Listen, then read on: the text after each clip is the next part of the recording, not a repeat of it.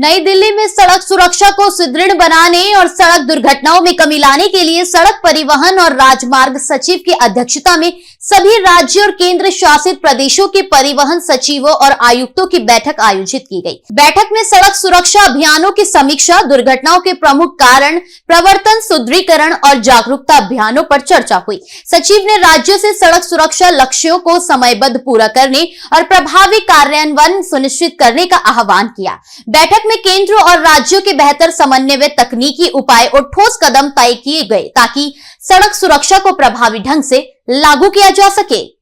7 जनवरी को राज्यों के परिवहन सचिव और परिवहन आयुक्त और हमारे सचिव की अध्यक्षता में दिन भर मीटिंग चलती है और आज की जो 8 जनवरी की मीटिंग हुई उसमें परिवहन आयुक्त और सचिव तो रहते ही है और इसके अलावा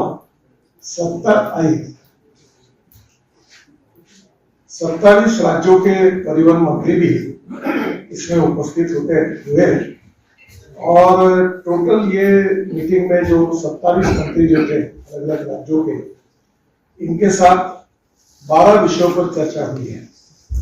ये 12 विषयों की जानकारी मैं आपको बता देता हूँ। जैसे इस डिपार्टमेंट को, रोड मिनिस्ट्री को जितना आपके तरफ से प्रेम से जितना कुछ ज्यादा आता है उतना इस डिपार्टमेंट का बहुत नहीं के बराबर आता है और ये बहुत इम्पोर्टेंट है। ये 12 सब्जेक्ट जो है वो आम आदमी के जीवन से रिलेटेड है। तो पहला इम्पोर्टेंट है कैशलेस ट्रीटमेंट। हमने एक स्कीम तैयार की थी, इसका विधिवत उद्घाटन जल्द से जल्द प्रधानमंत्री जी के द्वारा होगा। इसका नाम भी उस समय जाहिर होगा।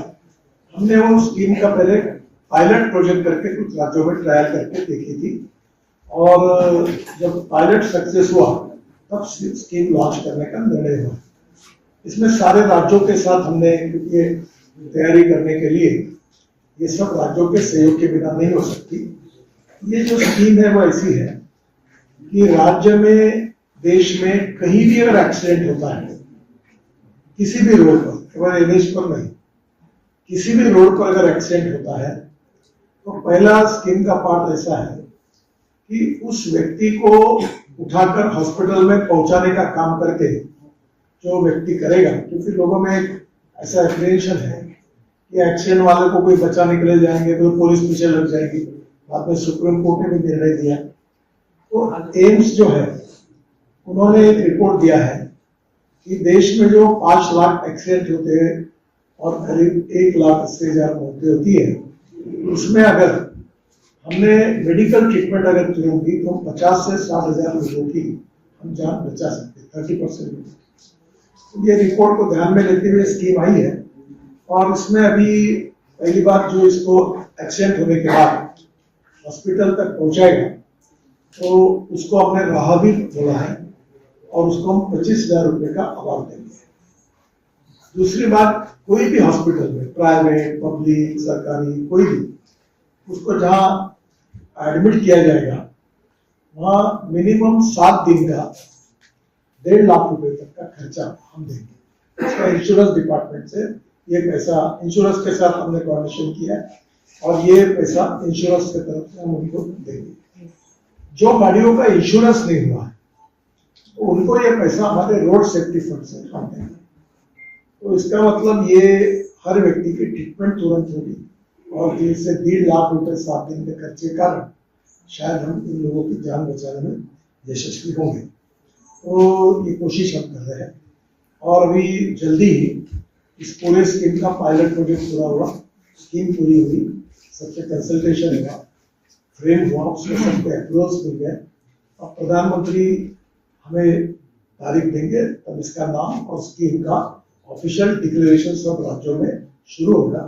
पायलट प्रोजेक्ट के रूप में हमने जो काम किया सक्सेसफुली वो आसाम, चंडीगढ़, पंजाब, उत्तराखंड, हरियाणा, पांडिचेरी और यूपी, यहाँ हमने पायलट के रूप में काम किया था। स्कीम एक्सेस हुई थी और प्रधानमंत्री जी के उद्घाटन के बाद ये स्कीम हम पूरे देश में लागू होगी और इसका प्रचार करने में आप लोग भी हमें सहयोग करिए, ये मैं आप सब लोगों से अनुरोध करूंगा।